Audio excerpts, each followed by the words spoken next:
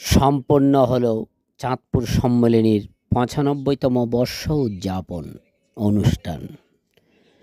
চাঁদপুর সম্মেলনী প্রতিষ্ঠা লগ্ন থেকে সমাজের অবহেলিত দুস্থ মানুষের জন্য বিভিন্ন রকমের ভূমিকা পালন করে যাচ্ছে। তাহা শিক্ষাক্ষেত্রে, চিকিৎসা ক্ষেত্রে, বাসস্থান ক্ষেত্রে ও বন্যা দুর্গত মানুষের জন্য ভারত সেবাশ্রম সহ বিভিন্ন